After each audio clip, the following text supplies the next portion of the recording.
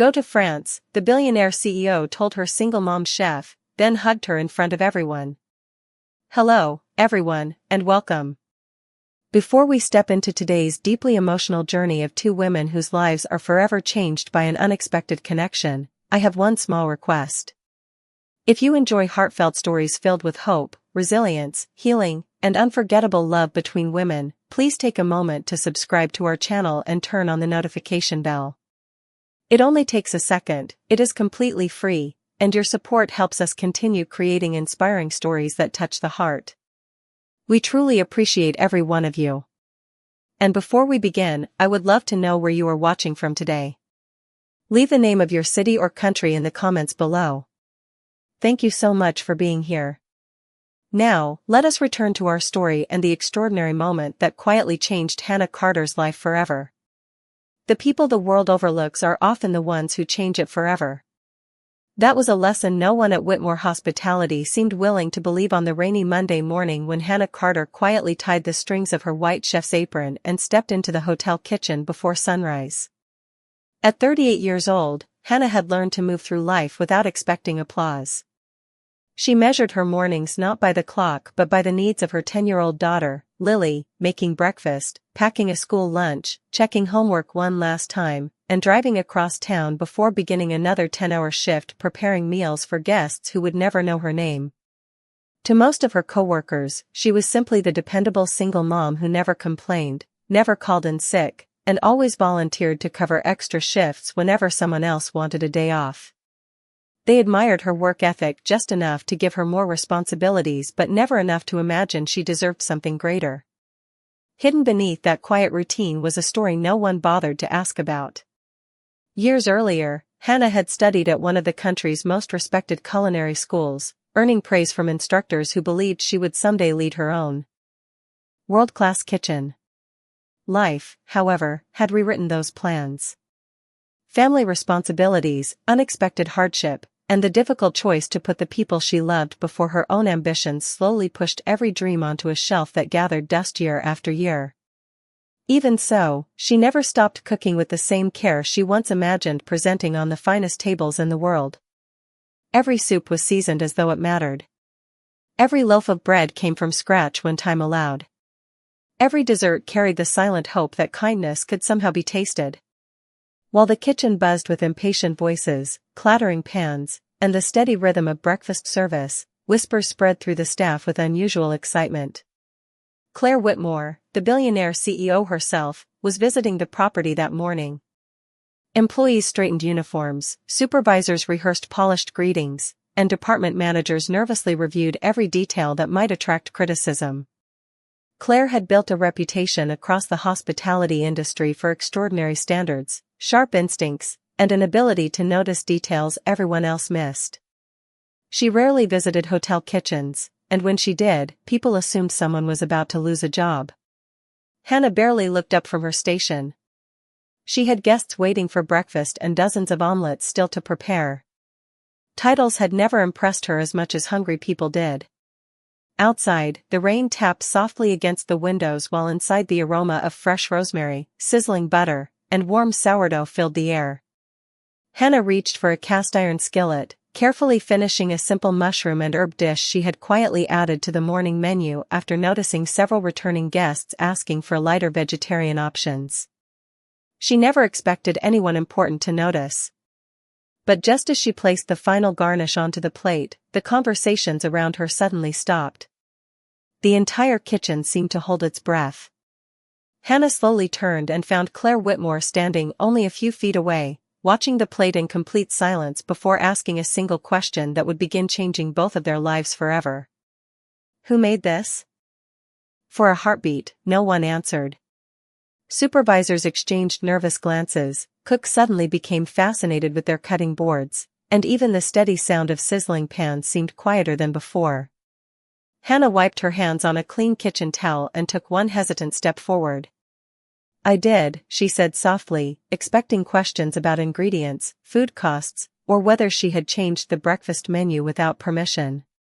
Claire Whitmore looked at her for several long seconds without speaking, then lifted a fork and tasted another bite. The expression on her face remained calm, but her eyes revealed something unexpected. She was not simply evaluating a meal. She was remembering something. "This recipe," Claire finally said, "feels like someone cooked it for a family instead of a customer." Hannah smiled politely, unsure how to respond. "That is usually how I cook," she answered. "People deserve to feel cared for, even if they only sit at the table for 20 minutes. A few employees quietly rolled their eyes, convinced the conversation was over. Instead, Claire surprised everyone by asking Hannah to join her in a private conference room after breakfast service. Rumors spread through every department before the kitchen had even finished serving the last plate of eggs and toast. Some believed Hannah was about to receive a formal warning. Others whispered that the billionaire chief executive had discovered an expensive mistake. Hannah ignored every theory while finishing her work exactly as she always did, refusing to let anxiety rush the final meals leaving her station. Nearly an hour later, she entered the conference room carrying nothing except quiet dignity. Claire stood beside a large window overlooking the city skyline, a folder resting on the polished wooden table. "Please have a seat," Claire said warmly. There was no tension in her voice, only curiosity. She opened the folder to reveal photographs of several restaurants, culinary academies, and a beautiful historic building in Lyon, France. Hannah recognized the famous institute immediately. During her student years, she had dreamed of walking through those kitchens, but dreams had eventually given way to responsibility. Claire watched recognition cross Hannah's face. "Our company is opening a new culinary collaboration overseas," she explained. "We are sending one chef to train alongside some of the finest professionals in Europe before helping lead future programs here in the United States." Hannah nodded politely, assuming the information was meant for someone else. Claire smiled. "I want that chef to be you." Hannah stared at the photographs as though they belonged to another person's life. She almost laughed, convinced she had misunderstood. "There must be someone more qualified," she whispered. "I have spent years in a hotel kitchen. I am raising my daughter. I have not competed, published recipes, or worked in famous restaurants." Claire gently closed the folder. "I am not looking for the loudest resume," she said. "I am looking for someone whose food reminds people they matter." Before Hannah could gather another thought, a sharp knock interrupted the meeting. 3 senior managers entered with concerned expressions, clearly having heard enough to understand what was happening. One carefully cleared his throat before speaking. "With respect, Claire, sending Hannah would be unconventional." Another added, "There are executive chefs with international experience waiting for opportunities like this." Claire listened without interrupting, then calmly looked back at Hannah instead of the managers.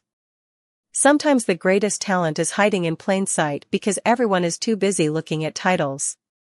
The room fell silent again, and for the first time in many years, Hannah felt something she had almost forgotten was possible. Hope.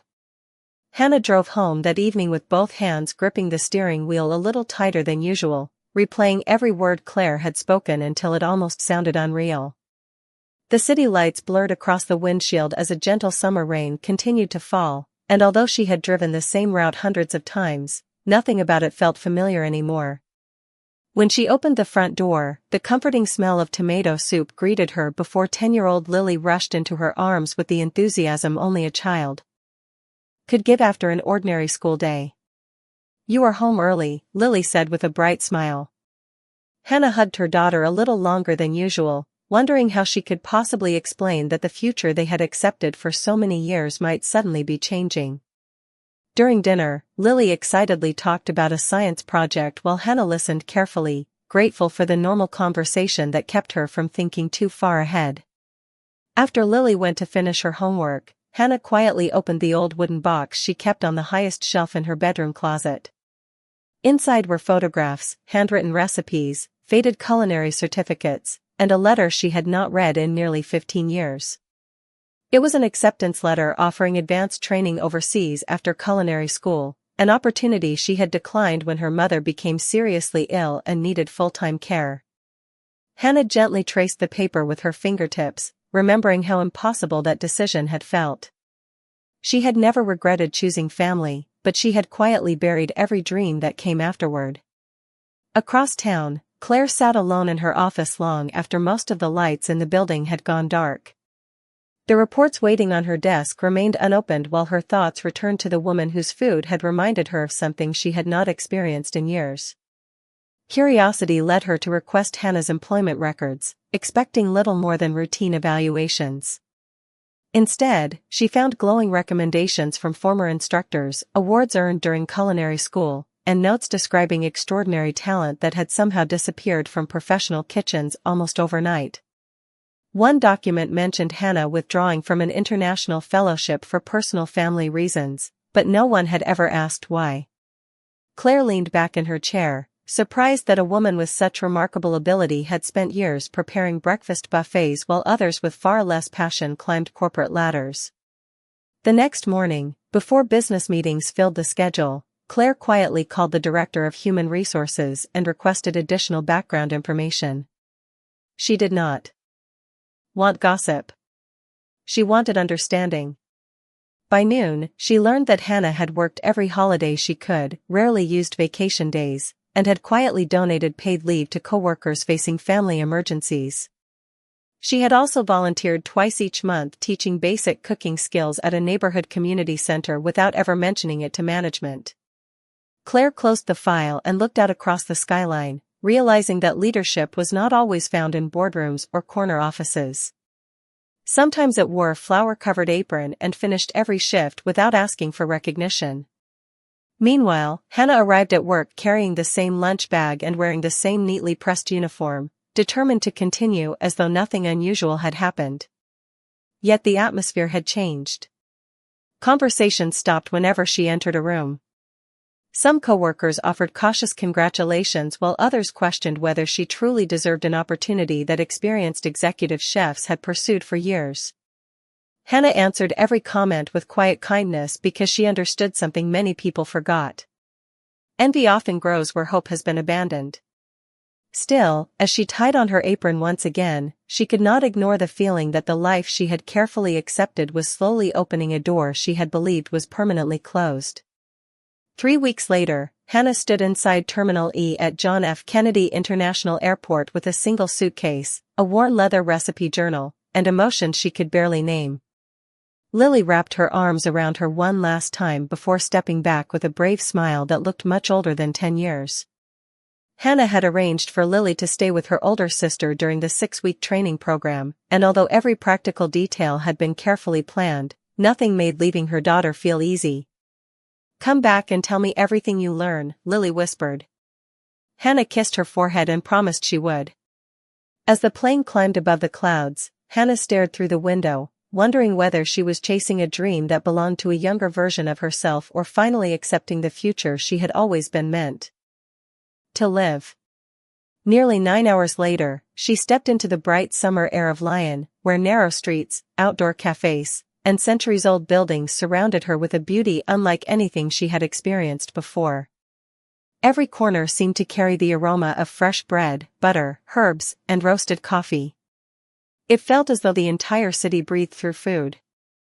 The Culinary Academy welcomed chefs from around the world, each carrying years of experience, prestigious awards, or successful restaurants. Hannah quietly introduced herself without mentioning the billionaire chief executive who had selected her. She preferred to earn respect through her work rather than her connections. The first week proved far more difficult than she expected. Techniques moved faster than she remembered. Ingredients unfamiliar to her required confidence she no longer possessed. Younger chefs completed assignments with effortless precision while Hannah questioned every decision she made. For the first time in years, she wondered if everyone back home had been right. Perhaps she had accepted an opportunity meant for someone else. Late one evening, after another demanding day of training, she remained alone in one of the practice kitchens trying to perfect a delicate sauce that refused to come together. She sighed quietly, set down the whisk, and looked at the failed attempt with tired eyes. At that exact moment, she heard footsteps behind her. Expecting one of the instructors, she turned in surprise to find Claire standing near the doorway wearing a simple navy coat instead of the formal business attire Hannah had always seen her wear. I thought you would already be back in New York, Hannah said. Claire smiled gently. I extended my stay. Hannah looked puzzled. For business? Claire glanced around the quiet kitchen before answering. Partly. But I also wanted to see how you were doing. There was no audience, no executives, and no employees watching them. For the first time, they spoke simply as two women sharing an honest conversation. Hannah admitted she felt overwhelmed and worried she did not belong among such accomplished chefs. Claire listened without interrupting before walking toward the stainless steel counter where the unfinished sauce remained. Do you know what I noticed the first day I tasted your cooking? She asked. Hannah slowly shook her head. You were the only person in that kitchen who cooked with patience instead of proving something. Hannah looked down at her hands. Patience does not always win competitions. Claire smiled softly. Maybe not. But it changes people, and that is much harder to teach. The word settled quietly between them. As they stood together overlooking the lights of Lyon through the academy windows, Hannah realized Claire had not crossed an ocean to supervise an employee. She had crossed it because she believed in someone who had almost forgotten how to believe in herself, and that realization felt even more life-changing than the opportunity that had brought Hannah there in the first place. The days that followed settled into a demanding rhythm that tested every part of Hannah's confidence, yet little by little she stopped trying to compete with the other chefs and began cooking the only way she truly knew how, with patience, honesty, and quiet attention to the people who would eventually sit at the table. While others focused on creating the most elaborate presentations, Hannah found herself asking different questions. Would this meal comfort someone far from home? Would a tired traveler remember the warmth of this soup after a difficult day? Would a simple dessert remind someone of childhood? Her instructors began noticing that guests participating in the academy's tasting sessions consistently lingered over her dishes, not because they were the most dramatic, but because they made people smile without understanding exactly why. One afternoon, after the final workshop ended, Claire invited Hannah to walk through the narrow streets along the Saône River before returning to the hotel. The evening sunlight reflected across the water while musicians performed quietly near an old stone bridge, and for the first time since arriving in France, neither of them spoke about business. They wandered past neighborhood bakeries, family-owned cafes, and small markets overflowing with fresh herbs, fruit, and flowers. Hannah admitted she had almost forgotten what it felt like to walk without constantly watching the clock. Claire laughed softly and confessed that she had almost forgotten how to enjoy a city without checking her phone every few minutes. They stopped at a tiny cafe where the owner recognized Claire from an earlier visit and greeted her with surprising warmth rather than formality. After they ordered coffee and shared a simple apple tart, Hannah finally asked the question she had quietly carried for weeks. Why did you really choose me? Claire looked down at the porcelain cup in her hands before answering with unusual honesty. Because your food reminded me of something I lost a long time ago. Hannah waited patiently. Claire took a slow breath. People assume growing up with money guarantees happiness. It does not. My parents built an extraordinary company, but every conversation became another meeting, another expectation, another reminder that achievement mattered more than affection. We celebrated contracts instead of birthdays. We talked about quarterly reports instead of feelings. Eventually I learned how to succeed without ever learning how to belong. Hannah listened without interrupting, recognizing the quiet loneliness hidden beneath Claire's composed confidence. Claire continued with a gentle smile that carried both gratitude and sadness. The morning I tasted your breakfast, I remembered sitting in my grandmother's kitchen when I was a little girl. She cooked exactly the way you do. Every meal felt like someone saying, "You are safe here." I had not felt that in years. Hannah lowered her eyes, unexpectedly moved by the confession. I never imagined a simple plate of food could carry that much memory. Claire looked directly at her. The right meal is never just food. Sometimes it reminds people who they used to be before the world convinced them to become someone else. The conversation lingered in Hannah's heart long after they returned to the academy. That evening, while speaking with Lily during a video call back home, Hannah noticed her daughter smiling more brightly than she had in weeks. "Mom," Lily said, "you sound happier." Hannah paused before answering because children often recognize truths adults overlooked. She smiled gently and replied, "Maybe I am finally remembering a part of myself that I thought was gone." Without realizing it, both women had begun changing each other, not through grand promises or dramatic declarations, but through quiet moments of trust that neither of them had expected to find so far from home. By the beginning of the 5th week, Hannah no longer felt like the uncertain woman who had stepped into the academy carrying years of forgotten dreams. Her instructors now invited her to demonstrate techniques to newer participants, and several international chefs began asking thoughtful questions about the comforting flavors that had become her signature. She still believed she had much to learn, but for the first time in years, confidence no longer felt like something borrowed from someone else's opinion. It quietly belonged to her again. Claire watched that transformation with genuine satisfaction, knowing the greatest investment any leader could make was helping another person recognize their own worth. Everything seemed to be moving toward a hopeful ending until an unexpected article appeared on a major business website back in the United States. The headline questioned why the Billionaire chief executive had personally selected an unknown hotel chef instead of one of the company's celebrated executive culinary leaders. The article suggested favoritism, poor executive judgment, and unnecessary spending, despite offering no evidence beyond speculation. Within hours, financial commentators repeated the story across television programs and social media. By the following morning, members of the board of directors requested an emergency virtual meeting with Claire. Hannah knew nothing about the growing controversy until she noticed Claire leaving the academy earlier than usual with an expression she had never seen before. That evening, Claire joined the board meeting from her hotel suite overlooking the city. Faces filled the screen one by one, each carrying polished professionalism that quickly gave way to concern. Several directors argued that shareholders expected decisions based entirely on appearances as well as results. They insisted the company should quietly replace Hannah with a more recognizable executive chef before public criticism grew stronger. Claire listened carefully without interrupting. When everyone had finished speaking, she calmly asked a simple question. "Has anyone questioned Hannah's character, talent, or work?" Silence answered her. One director finally admitted, "No. This is about perception." Claire folded her hands. "Then perhaps perception is the problem we should solve." The meeting ended without resolution, leaving the board frustrated and Claire carrying a weight she refused to show anyone else. The following afternoon, Hannah accidentally overheard two visiting executives discussing the controversy while walking through the academy courtyard. They spoke softly, unaware she was only a few feet away. One mentioned that Claire's reputation was being challenged because of the decision to support her. Another wondered whether the training program would soon be cancelled. Hannah quietly continued walking, but every word settled heavily in her heart.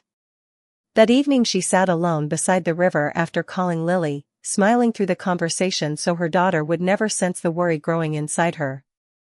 Once the call ended, she stared across the calm water and reached a painful conclusion.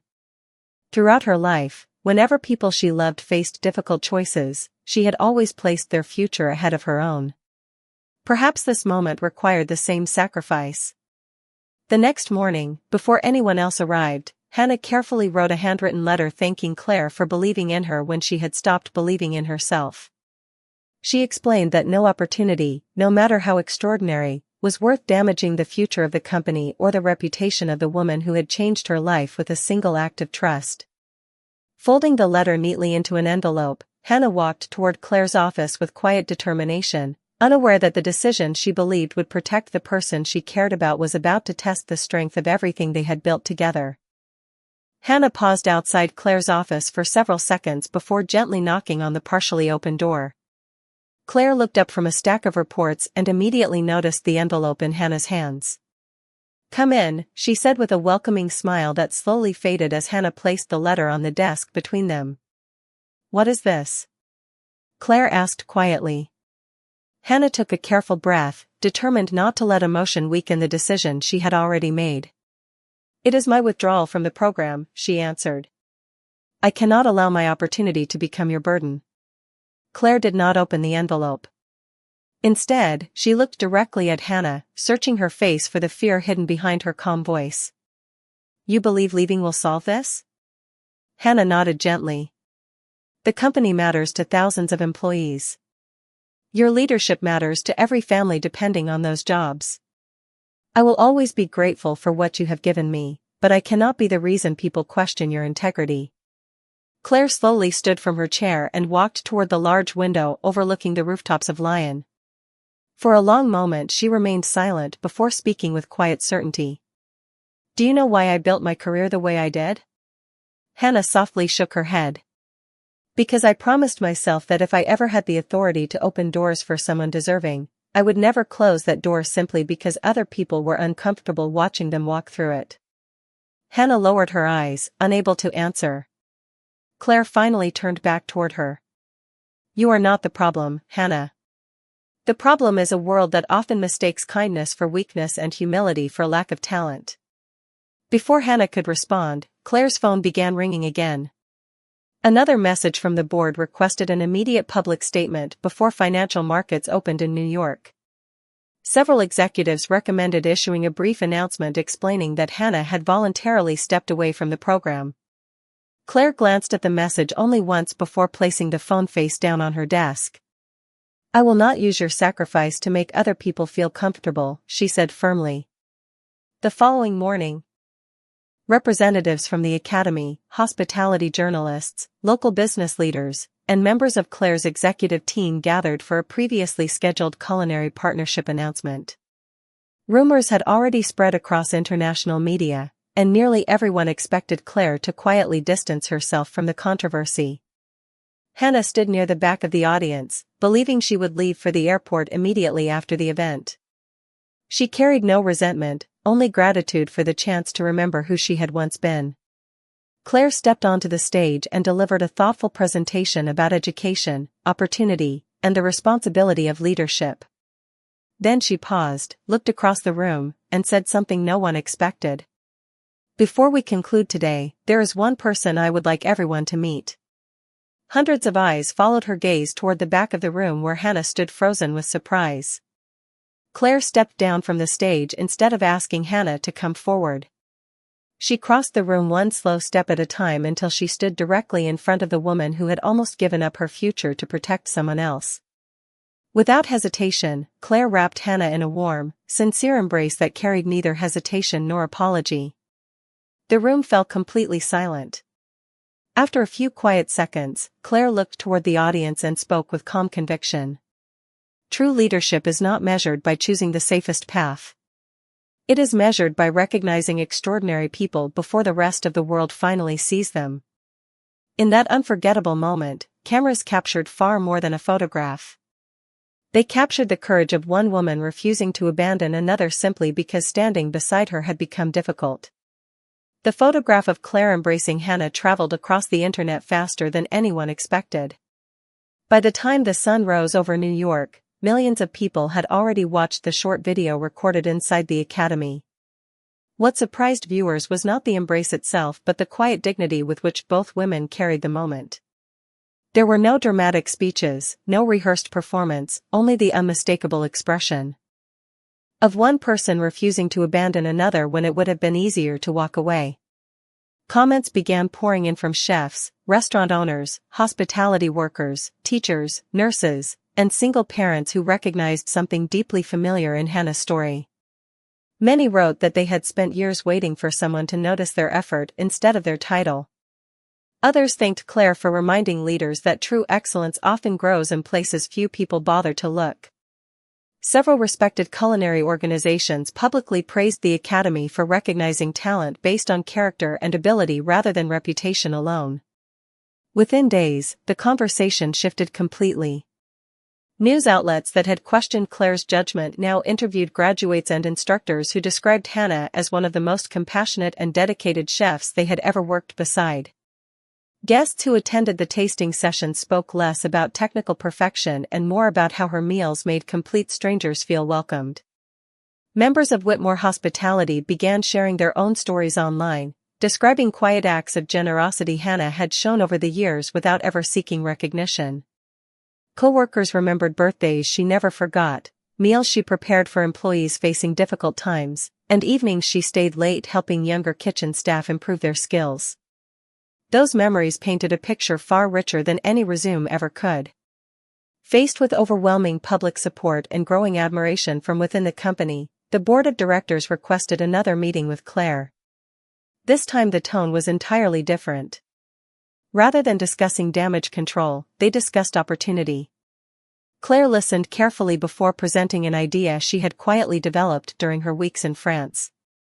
Instead of limiting the overseas program to experienced executive chefs, Whitmore Hospitality would establish a permanent scholarship for employees whose talent and dedication had gone unnoticed because of personal circumstances or financial hardship. The proposal received unanimous approval.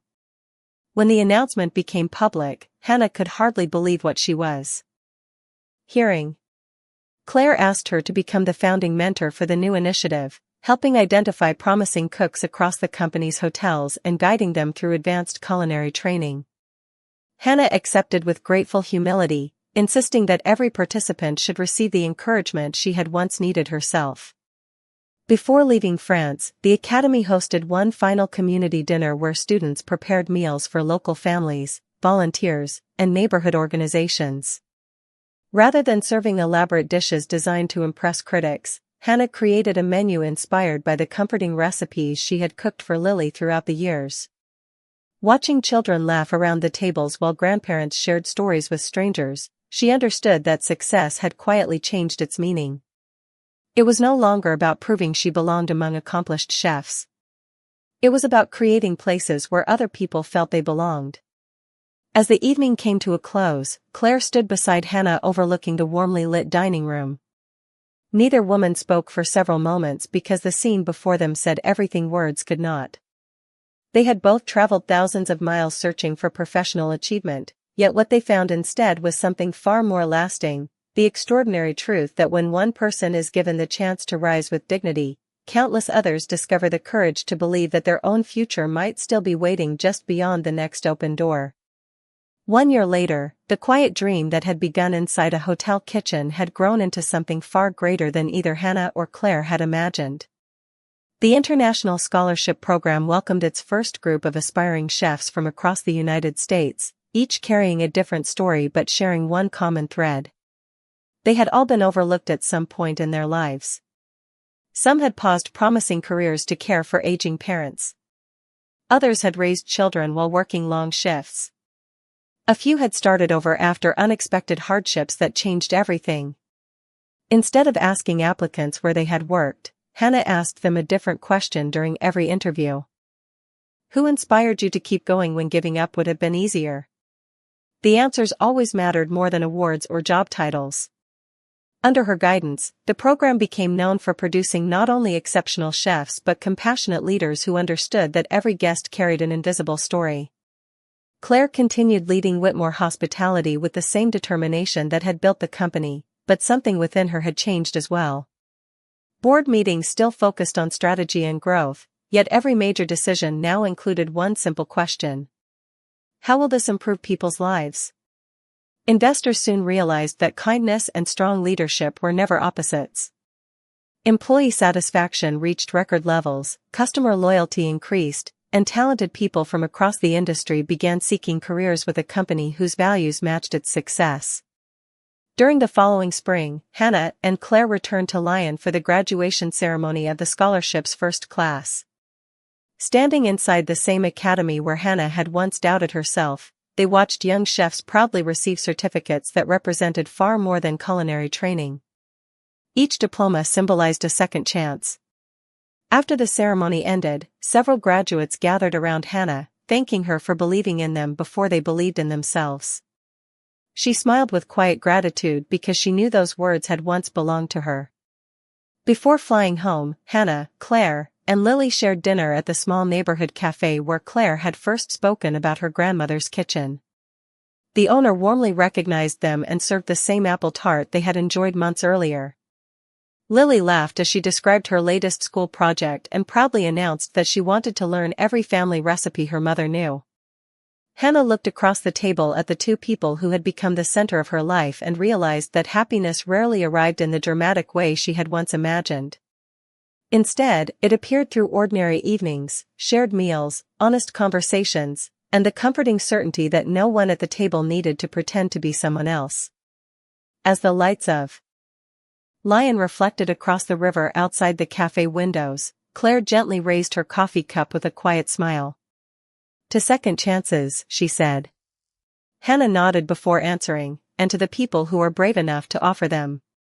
They sat together in peaceful silence, understanding that love was not measured by grand declarations or perfect endings. It revealed itself through trust, respect, patience, and the courage to stand beside another person when the easier choice would have been to walk away. If their journey left behind one lesson worth remembering, it was this. The greatest success is never found in wealth, status, or recognition. It is found in using whatever gifts life has given you to lift someone else until they can finally see the future that was waiting for them all along.